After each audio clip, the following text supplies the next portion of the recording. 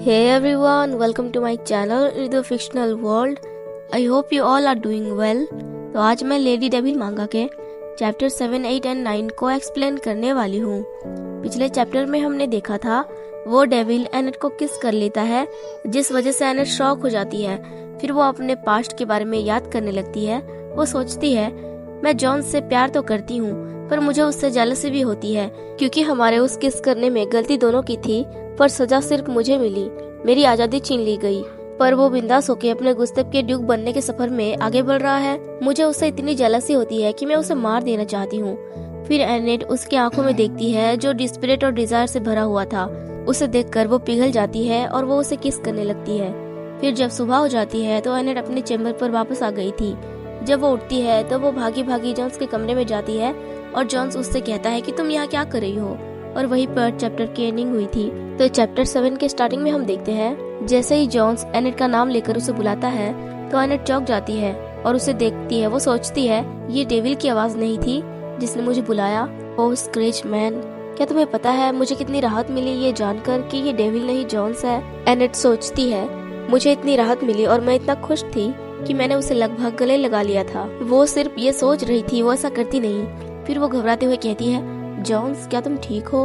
कल रात वो ऐसा कुछ कहने वाली थी, तभी जॉन्स के पीछे से एक पर्सन निकल कर कहता है हे भगवान सिस्टर, क्या तुम फिर से बोलना भूल गई? उसे देखकर एनेट थोड़ा चौंक जाती है और बोलती है विनफ्राइड तुम यहाँ कब आए?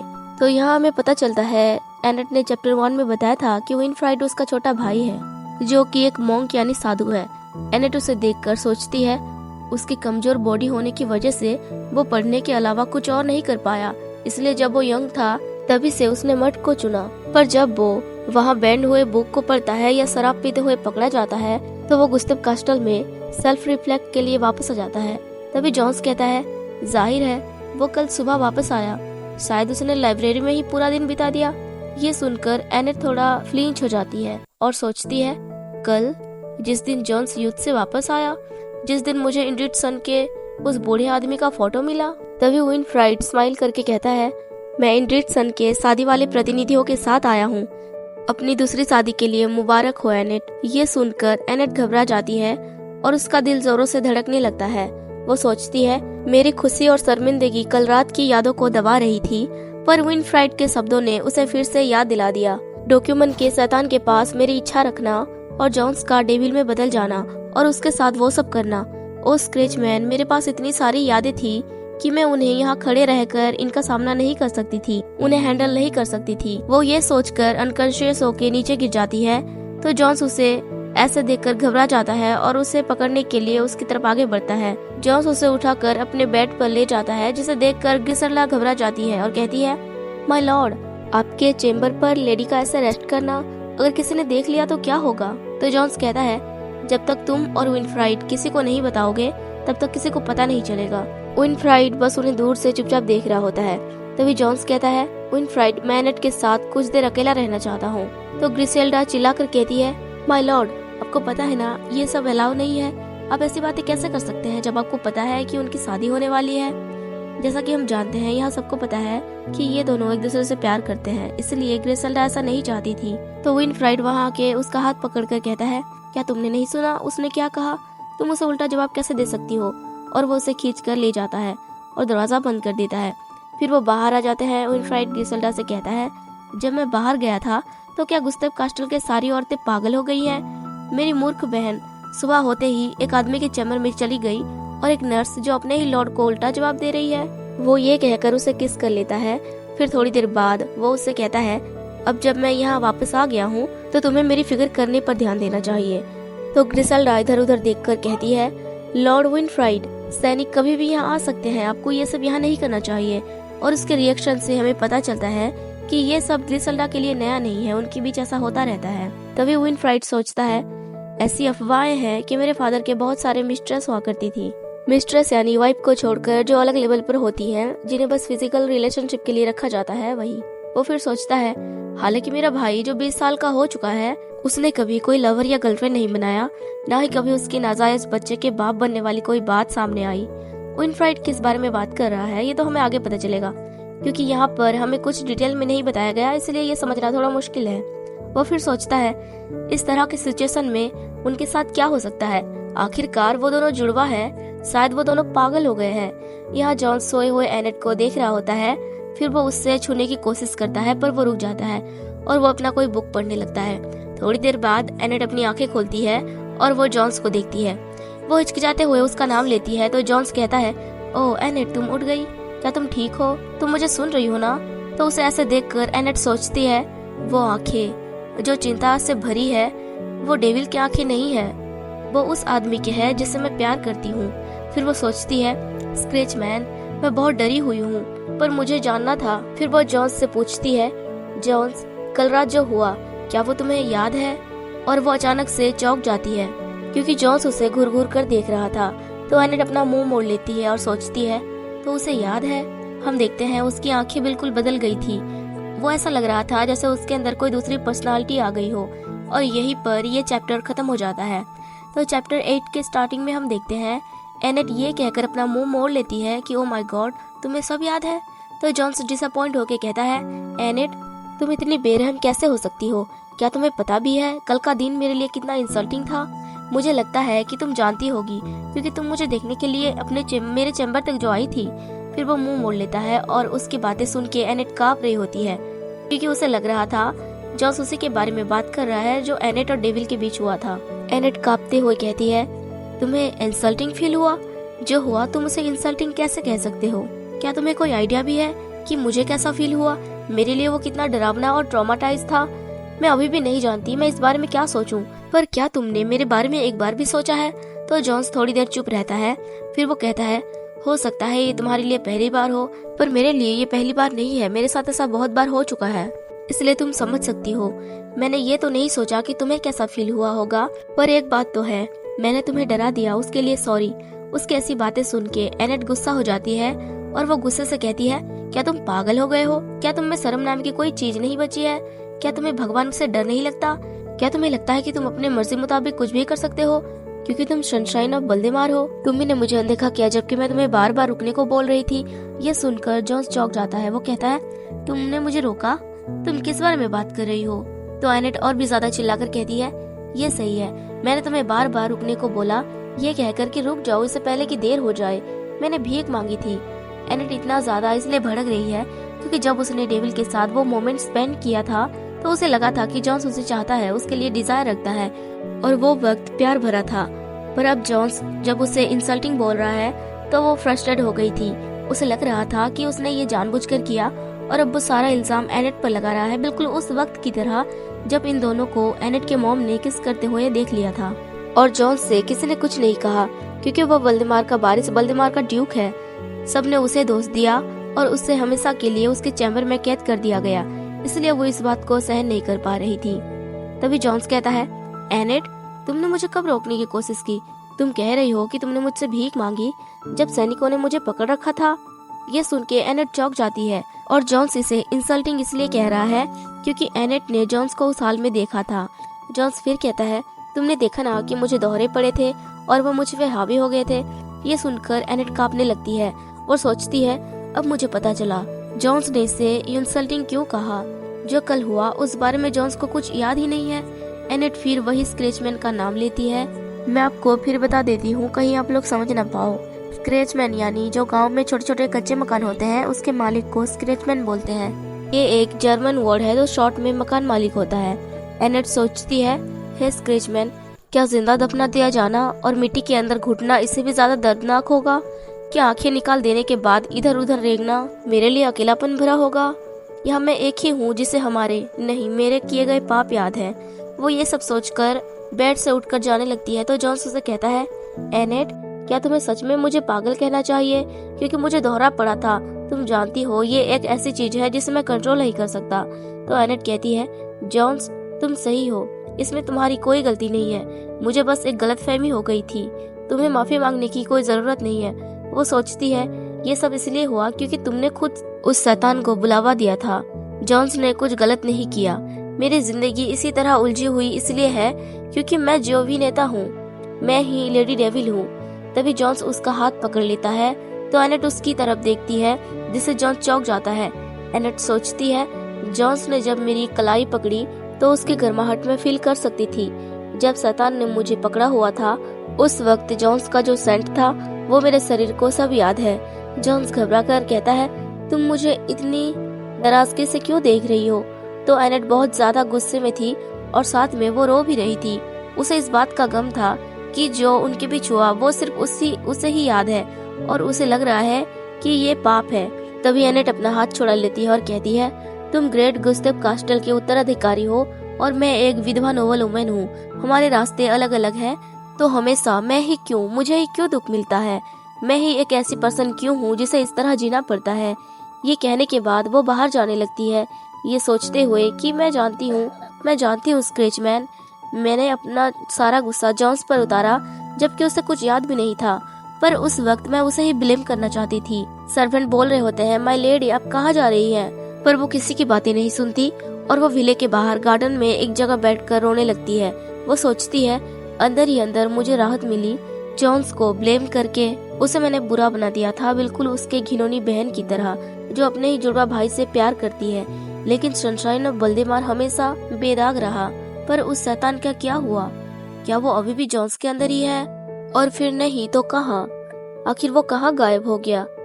हम देखते हैं उस डेविल की परछाई हमें एनेट में दिखती है।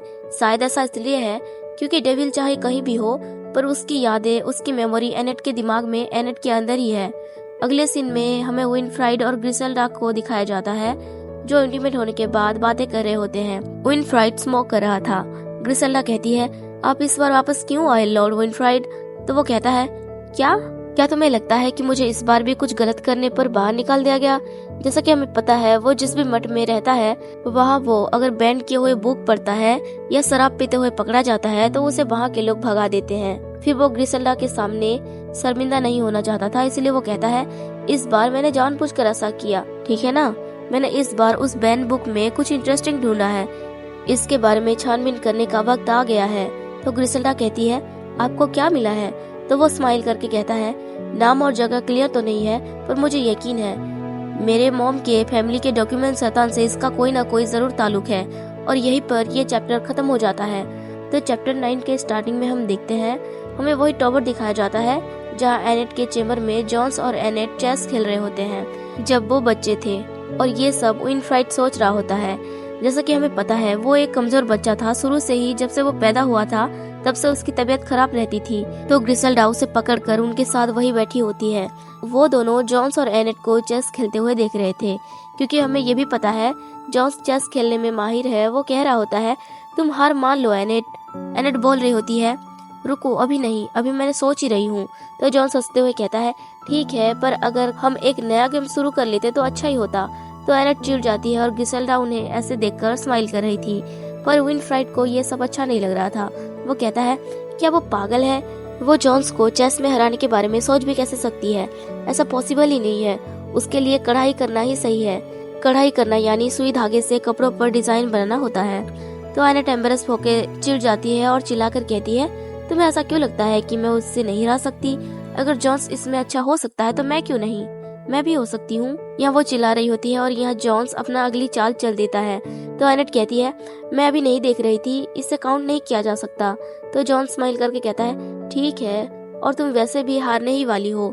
तो विनफ्राइड मुंह फुलाकर सोचता है वो कितनी घमंडी है। फिर जॉन्स और एनेट बाहर खेल रहे होते हैं और विनफ्राइड अंदर बैठकर एक बुक पढ़ता हुआ उन्हें देख रहा होता है। वो सोचता है जॉन्स उसे हमेशा क्यों खुश करता और मनाता रहता है जबकि वो इतनी रूड और चिल्लाती रहती है। अगर मैं उसके जितना स्ट्रॉन्ग होता तो मैं उसे चुप कराने के लिए मार देता, मतलब थप्पड़ मार देता। वो बस मतलब ही है। बाकी बच्चे भी जॉन्स के साथ खेलना चाहते हैं पर एनेट बस उसे हमेशा अपने साथ ही रखती है। फिर वो खांसने लगता है और सोचता है, मैं भी उसे मेरे साथ खेलने के लिए पूछना चाहता हूँ। मैं चाहता हूँ कि वो मुझे पढ़कर सुनाए और मेरे साथ तलवारबाजी खेले। मैं भी उसके साथ खेलना चाहता हूँ। वो यही सब सोचता है और हो सकता है इसी वजह से वो अपने बहन को पसंद नहीं करता और एक तरह से वो उसे एक मुसीबत ही समझता है। फिर वो अपने फादर के पास होता है और जॉन्स भी वहाँ पर होता है। वो अपने फादर से साधु बनने वाली बात कहता है तो उसके फादर कहते हैं, तुम मॉन्क बनना चाहते हो? क्या इसका मतलब तुम गुस्तेव कास्टल को छोड़ने के बारे में सोच रहे हो? तो विनफ्राइड कहता है, हाँ, क्योंकि मैं कोई सोल्जर बनने के लिए बहुत कमजोर हूँ, इसलिए मैं मठ में ही रहकर दुआएं करके वहीं से अपनी फैमिली की सेवा कर सकता हूँ। मैं भले ही गुस्तेव कास्टल छोड़ दूं तो भी बल्देमार फैमिली के पास जॉन्स है और एक सच्चे सुखवादी को चाहिए फॉरबिडन प्लेजर। आखिर एक लाइन की कीमत तभी होती है जब उसे खींचा जाता है और असली मजा तो उसे पार करने में ही होता है। फिर अगले सीन में हमें दिखाया जाता है जॉन्स और विनफ्राइड अकेले होते हैं। जॉन्स विनफ्राइड से कहता है, क्या तुम सच में इसलिए मॉन्क बनना चाहते हो? कहीं तुम फादर के पीठ पीछे लड़कियों के साथ मौज मस्ती करने का प्लान तो नहीं बना रहे? तो विनफ्राइड कहता है, अगर तुम इन सब के बारे में चिंता कर रहे हो तो मत करो। अगर मैंने ऐसा किया भी तो क्या तुम्हें नहीं पता, सुअर की अंतड़ियां लड़कियों के प्रेगनेंसी को रोकने में काफी फायदेमंद होती है। मतलब कि वो कह रहा है कि अगर उसने लड़कियों से खिलवाड़ किया भी तो भी वो ऐसा कुछ करके लड़कियों की प्रेगनेंसी को रोक देगा। तो ये बात सुन के जॉन्स कहता है कि हाँ, तुम्हें मुझे बताने की कोई जरूरत नहीं है, अब रहने भी दो। तभी विनफ्राइड उसके चेहरे को देखकर चौंक जाता है और सोचता है वो इतनी सी बात पर ब्लश कर रहा है। मुझे यकीन है कि उसके ऐसे चेहरे को देखकर कोई भी औरत खुद को उसे सौंप देगी। फिर जॉन्स अपने चेम्बर के अंदर होता है और विनफ्राइड उसे चुपचाप देखकर सोच रहा होता है, क्या उसने शादी करने के रिश्ते इसलिए ठुकरा दिए क्योंकि वो पहले से किसी को पसंद करता है? पता नहीं ये औरत कौन है, शायद वो बहुत अमेजिंग होगी जिसने जॉन्स के चेहरे पर वो एक्सप्रेशन लाया है। हम देखते हैं जॉन्स के हाथ में एक खंजर था जिसे वो निहार रहा था। जिस तरह से वो उसे देख रहा था इसी से विनफ्राइड को पता चल जाता है कि ये उसी औरत का हो सकता है जिसे वो पसंद करता है।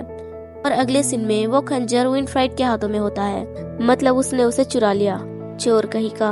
फिर वो उसे देखकर सोचता है ये चीप तो नहीं है पर ज्यादा वैल्यूएबल भी नहीं है। लगता है वो औरत एक मिडिल क्लास फैमिली से है। जब उसका ये फेवरेट चीज खो जाएगा तो उसका हैंडसम चेहरा कैसा दिखेगा, मैं ये देखना चाहता हूँ। मतलब वो जॉन्स की बात कर रहा है। फिर रात हो जाती है और यहाँ से हमें वही सीन दिखाया जाता है जहाँ विनफ्राइड ये सब सोच रहा था।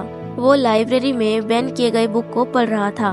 तभी उसे किसी के चिल्लाने की आवाज आती है तो वो सोचता है, क्या सैनिक किसी कैदी को सजा दे रहे हैं? इतनी देर रात को भी वो कड़ी मेहनत कर रहे हैं। खैर, मेरा इससे कोई लेना देना नहीं है। मैं इस बार शैतान के ताबूतों के बारे में और ज्यादा जानने के लिए घर आया था। पता नहीं इस बार मुझे अपने माँ के पूर्वज के शैतान के बारे में क्या पता चलेगा। फिर कुछ रिसर्च और स्टडी करने के बाद वो एक लालटेन लेकर उस बेसमेंट में जाता है जहाँ उस शैतान को रखा गया है। वहाँ जाकर उसे एनेट दिख जाती है, जिसे देखकर विनफ्राइड डिसअपॉइंट हो जाता है और कहता है, क्या बकवास है, तुम हमेशा मेरा मूड क्यों खराब करती रहती हो? मैं जहाँ भी जाता हूँ वहाँ मुझे तुमसे ही टकराना क्यों होता है? तभी एनेट मुड़ कर उसे देखती है और कहती है, विनफ्राइड तुम यहाँ क्या कर रहे हो? तो वो कहता है, मैं यहाँ क्या कर रहा हूँ, इससे तुम्हारा कोई लेना देना नहीं है। तुम एक परेशानी हो, तुम मुझसे बात मत करो। तो एनेट चिल्लाकर कहती है, तुम फिर से ऐसा कर रहे हो, तुम्हें अपनी बड़ी बहन से अच्छी तरह बात करनी चाहिए। तो विनफ्राइड मुंह बनाकर सोचता है, भले उसका चेहरा जॉन्स जैसा है पर उसमें जॉन्स जैसी थोड़ी सी भी पर्सनालिटी नहीं है। वो बस एक मतलबी चुड़ैल है जो सिर्फ अपने बारे में सोचती है। ये लड़का पता नहीं उसे एनेट से क्या दिक्कत है, मुझे ना ये लड़का बिल्कुल पसंद नहीं। खैर, वो कहता है, मैंने सुना है कि तुमने फादर के बातों को ठुकरा दिया क्योंकि तुम उसे शादी नहीं करना चाहती थी।